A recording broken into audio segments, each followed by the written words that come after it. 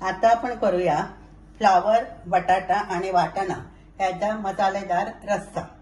आता याचं साहित्य असं असा की एक फ्लावर मी छोटे तुकडे करून घेतले, एका बटाट्याचे तुकडे, थोडंसं ओलं मटार, एक मीडियम साईजचा कांदा बारीक चिरून, एक मीडियम साईजचा टोमॅटो बारीक चिरून, इकडे बारीक चिरलेली कोथिंबीर, 2 चमचे साठवणीचा मालवणी मसालो, 1 चमचा हळद, थोडीशी राई आणि मीठ। आता ह्या कांद्या खोबऱ्याचं वाटण ह्या कसा करायचा ह्याचा व्हिडिओ मी वेगळं दिलेलो आहे तो बघा। आता ह्या वाटण आम्ही व्हेज आणि नॉन व्हेज दोन्ही रस्से करताना वापरतो। आता मी गॅसवर कढई ठेवले, त्या कढईमध्ये थोडासा तेल घालायचं। तेल तापला की त्याच्यामध्ये 1 चमचा मोहरी,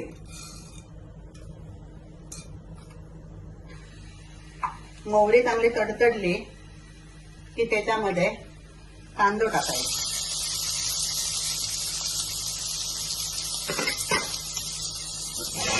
आणि चांगलं परतायचं।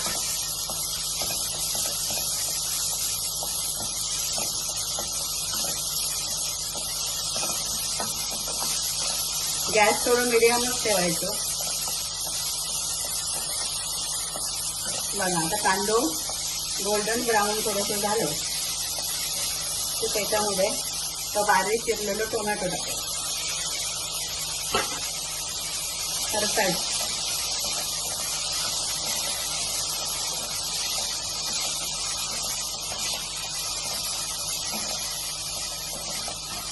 मग त्याच्यात हे मसालो, हळद आणि चवीनुसार मीठ टाकायचं।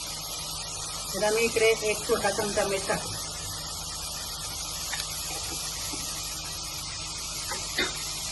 जरा दोन्ही ढवळायचं सगळं मसाला।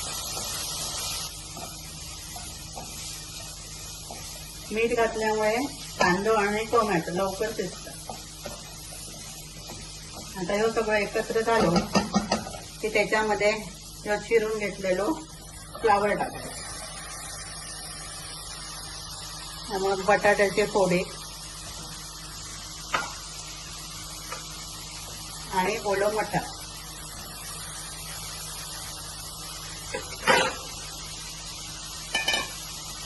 आणि ढवळायचं।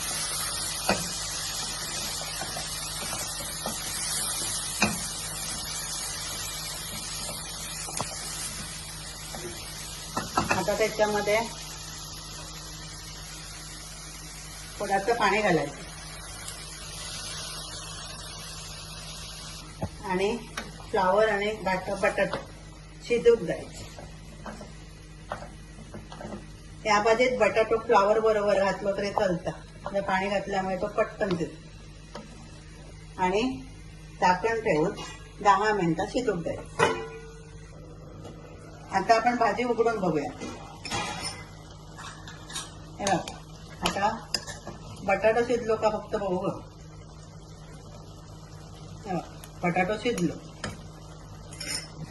आता या कांदा खोबऱ्याचं वाटण घालायचं।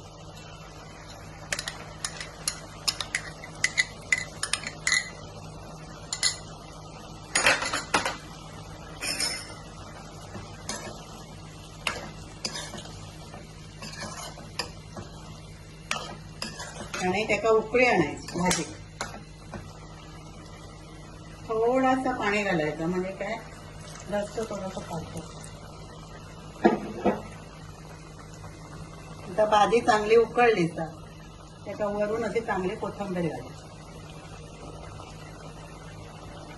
हे बघा आता ही फ्लावरची मसालेदार रस्सा भाजी तयार।